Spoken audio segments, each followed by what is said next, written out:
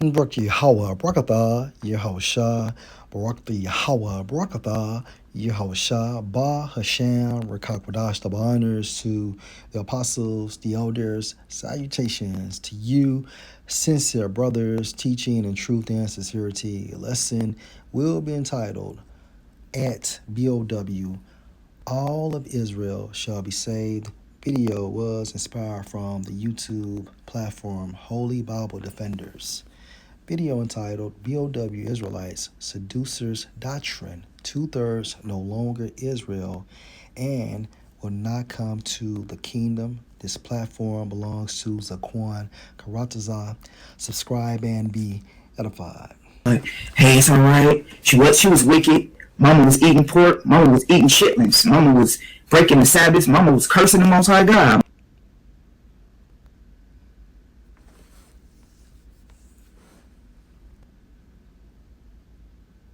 But Mama okay though, cause Mama gonna get regenerated back into the kingdom. I have never seen a scripture. Um, I've never seen a scripture that said that the wicked is gonna be regenerated back in the kingdom. And if you have that, look, I'm not professing that I know everything. So stop teaching. And it's obvious that Yahweh Shah is not dealing with you. You don't even understand the concept of reincarnation. You don't understand the concept or the process of death. Let's go to the book of Hebrews.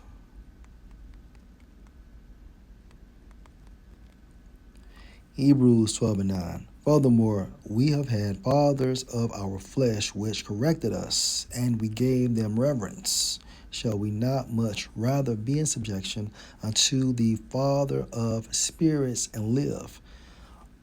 Our spirits belong to Yahweh, Bahasham, Yahweh Shah. Let's go to Ecclesiastes chapter 12 and verse 7. Now, this happens after a person dies. Then shall the dust return to the earth as it was. So the body breaks down and returns back to the earth, and the spirit shall return unto the Most High who gave it. Where? The spiritual realm. To do what?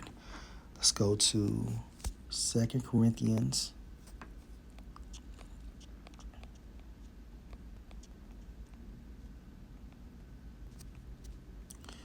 chapter 5 and 10. For we must all appear before the judgment seat of Mashiach in the spiritual realm or the third heaven, that everyone, meaning everybody, may receive the things done in his body according to that he has done, whether it be good or bad. So after you die, you report to the spiritual realm and stand before the judgment seat of Yahweh Shai. And you do come back on earth. Everybody comes back on earth. Let's prove that. Let's go to Numbers 14 and 18. The Lord Yahweh is long-suffering and of great mercy, forgiving iniquity and transgression, and by no means clearing the guilty, visiting the iniquity of the fathers on the sons unto the third and fourth generation. Okay, so how does this happen?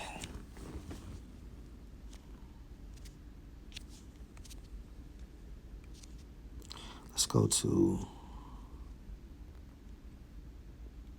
Wisdom of Solomon 7 and 1.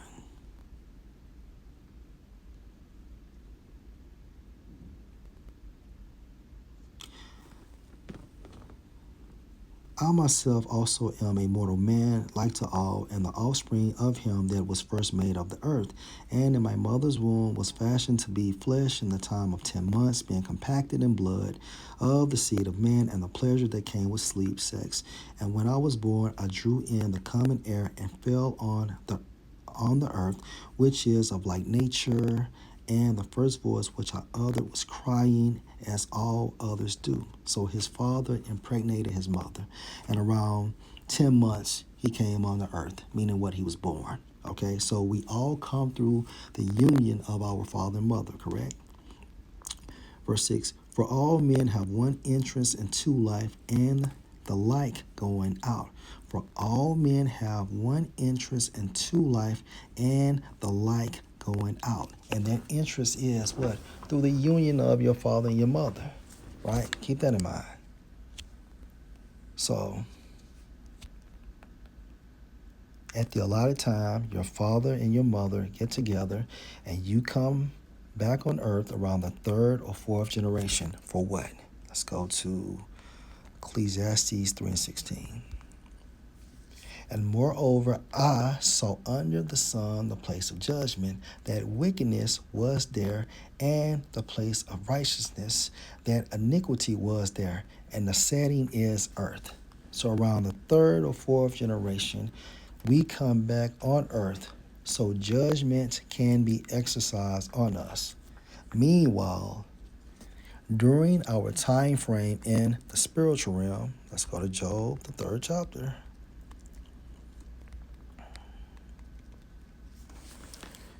And verse 11, why died I not from the womb? Why did I not give up the spirit when I came out of the belly? Why did the knees prevent me, or why the breast that I should suck?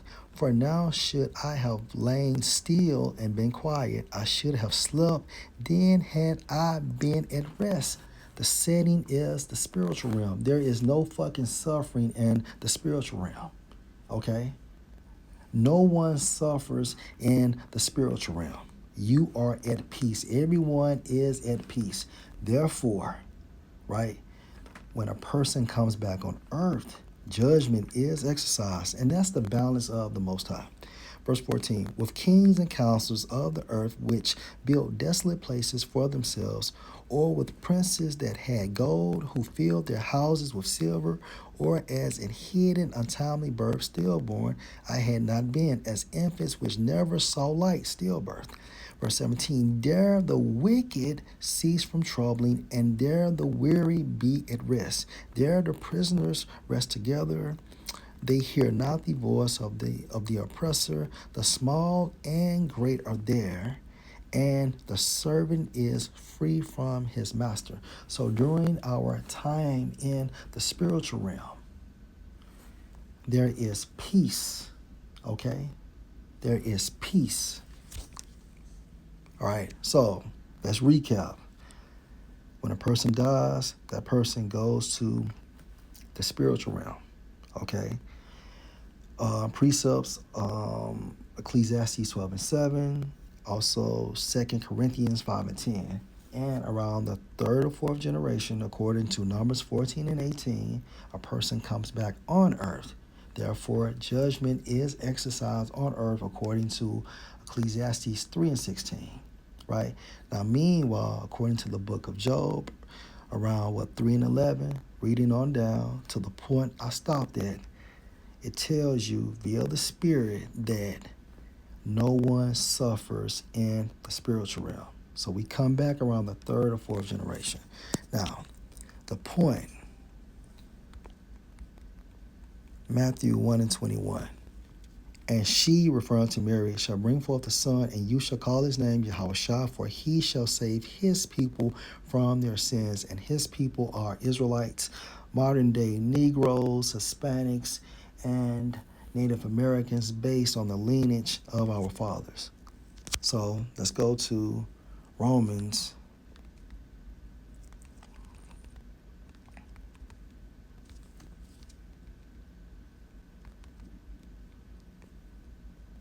11:26. And so all Israel shall be saved, as it is written, there shall come out of Zion the deliverer, and shall turn away ungodliness from Jacob. And it starts with the elect verse. Yahushua is the deliverer. So B-O-W. Okay, how can Romans 11:26 and Matthew 1:21 be fulfilled if the 2/3 never came back? Okay, or the non-elect never received salvation? See, you don't know what you're talking about. So understand something. The elect, and Lord will, we remain in that number, starting with 144,000, went through a process. John 3:3. Yahushua answered and said unto him, Verily, verily, I say unto you, except a man be born again, he cannot see the kingdom of the Most High. So the elect, beginning with the 144,000, has been born again from a spiritual sense. And the 2/3 and the non-elect, they're going to go through a physical death in order to receive the kingdom of heaven. Okay? Does that make sense? Again, the elect, beginning with 144,000, was born again from a spiritual aspect. And the 2/3 that will be cut off out of America or in America, right? According to Zechariah, the 13th chapter, and the non-elect outside of America, right? They have to receive death from a physical aspect before entering the kingdom of heaven. So you are going, an Israelite is going to enter into the kingdom of heaven, whether through a spiritual sense of being born again and receiving salvation, or a physical demise, and at the allotted time, through the elected man and the elected woman, a so-called 2/3 will be brought back in the kingdom via their union. Okay? And that's how it works. So now it makes sense how Romans 11:26, and so all of Israel shall be saved, as it is written, there shall come out of Zion the deliverer, and shall turn away ungodliness from Jacob. And what he's preaching, you're making Yahushua to be a liar. When he shall save his people, all of Israel shall be saved. Okay? So yes, all of Israel will be in the kingdom of heaven. Period. Lord will, this was an edifying lesson. Shalom.